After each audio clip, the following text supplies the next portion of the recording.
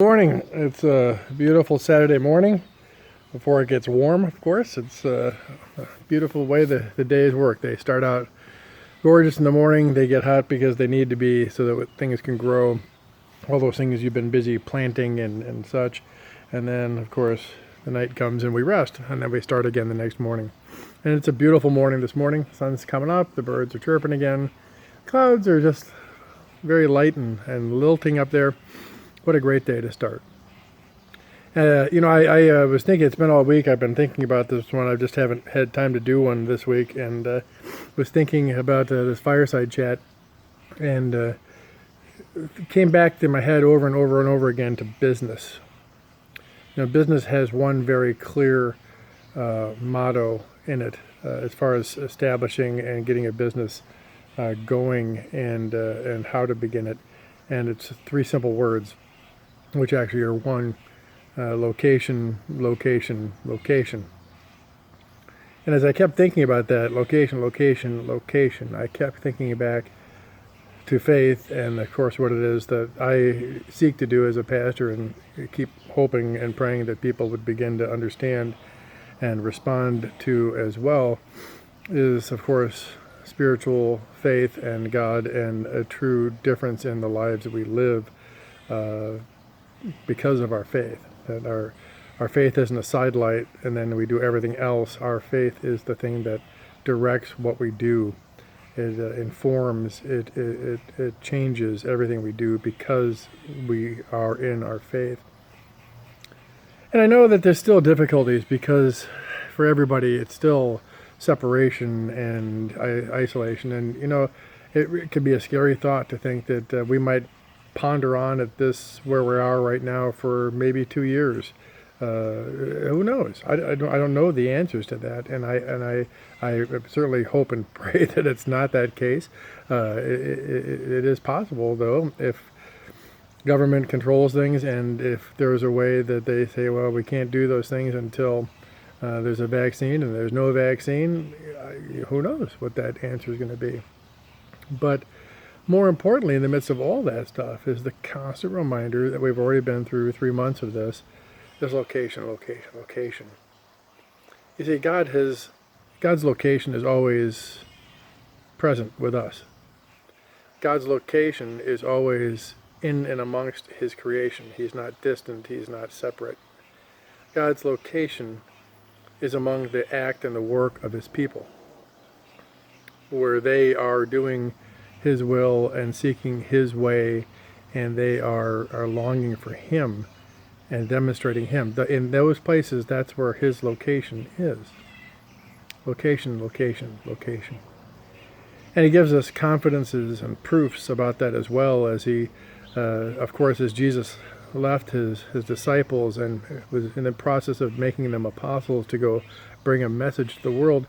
He told them, all authority in heaven and earth has been given to me, and now I'm giving it to you, giving you authority to go and to teach and to make and to show others what it means to be with me. And I'm going to be with you till the end of the age. That'll be my location. And somehow we think that that's the case in the New Testament, that there's something new about that, but the truth is the Old Testament and the New Testament are one text. There isn't a separation between them other than a page in the Bible that says New Testament. As far as that goes, everything about the Old Testament and the New Testament are connected exactly and equally and perfectly. And we realize that the God in the Old Testament was no different than the Jesus of promise in the New Testament. From the very beginning, when God had created the garden, he walked in the garden with his creation.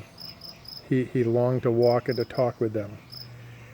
And then that fell because we decided we wanted something more. Throughout the time that the people languished in bondage in Egypt, God heard their cries for over 400 years, even having told them, if you read the scriptures, he even told them that there would be a time coming where there would be 400 years of this, but he would bring them back. When he heard their cries, he eventually came and answered their cries and took them from the bondage of Egypt out across the desert, desiring to take them to the promised land. And in the midst again of their failings and faults, God was with them the entire time. In the morning by a pillar of cloud, and at night by a pillar of fire. And the constant reminder was there as well as the temple was built.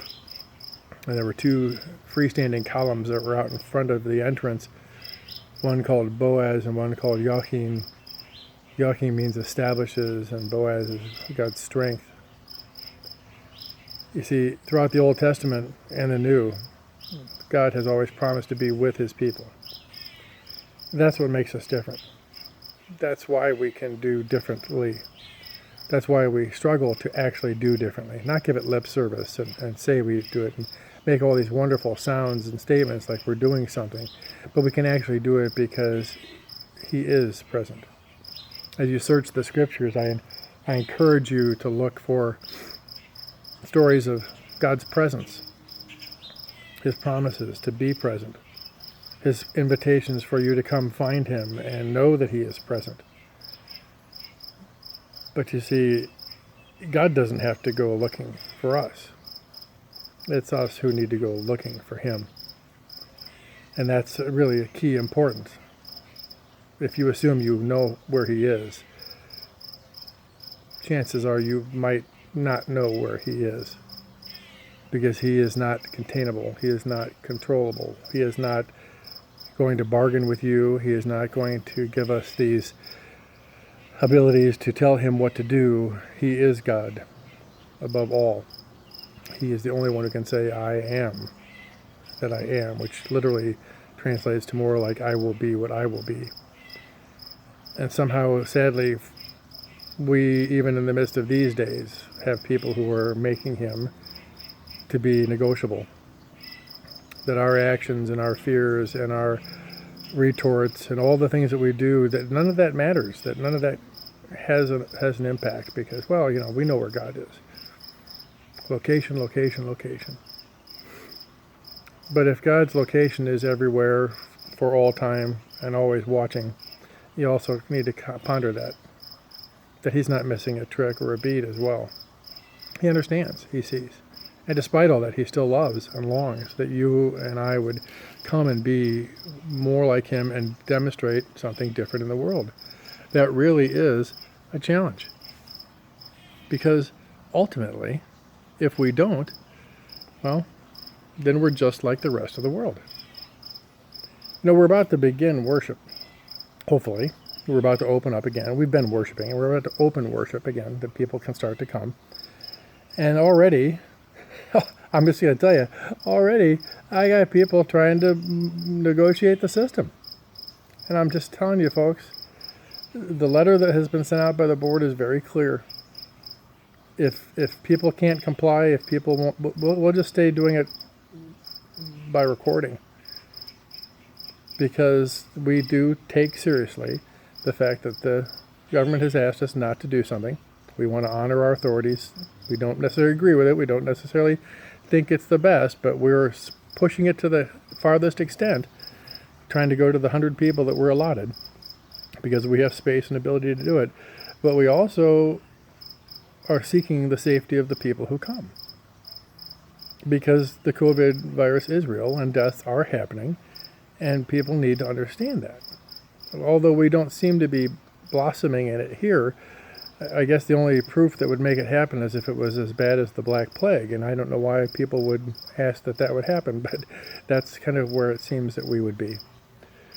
When you come to worship, you got to realize it's been thought through, it's been contained, it's been processed, and people who will be ushers will be asked to lovingly direct you to do something different. But we've had stories already from another congregation that everything opened up well. First week it was great because people just wanted to come back, but after that it's been chaos because people just started to go back to doing what they want to do.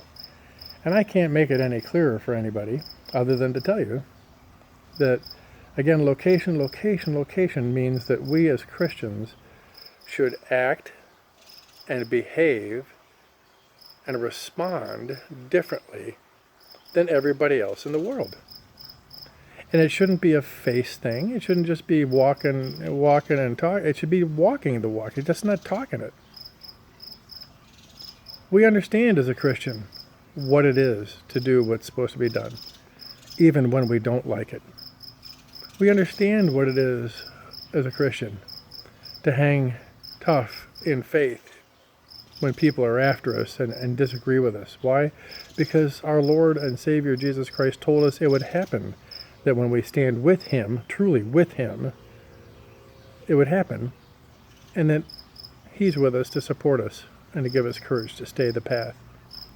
We understand what it's like to not be in the world and to struggle to be against the world, and to not even add by a conversation to the world, because the world has nothing to add to our lives in all that we do. Been thinking about business, but more so I've been thinking about the business of life. I've been pondering things like the Holocaust and how the people of God and the Jewish faith could go through so much and hang so hard in the midst of such terrible stuff. It's because they have faith. Are we acting as if we're people of faith, or are we whining and complaining and groaning and trying to reset our own ways, thinking that somehow that gives us a power that is truly not available for us? Location, location, location. God has always walked with His creation. God will always walk with His creation. God is with His creation. The question is, will we be changed by it? And will we truly understand the power of what that means for our life and our ways? I see that the lady of the garden has come out now to feed the squirrels. The cats have moved out of the house, so my time is coming to an end. I greet you in love and desire to be seeing you soon and to be seen by you soon. Above all, to know and to hear stories of what you're doing to serve God and to demonstrate that love to other people, to reach out to others instead of just thinking about ourselves, to have a different life and way in the way we do things. That the power of what God has placed inside of American Lutheran Church can be seen and affect and change for the better the community of Rantoul, as we remember location, location, location. God bless. Bye-bye.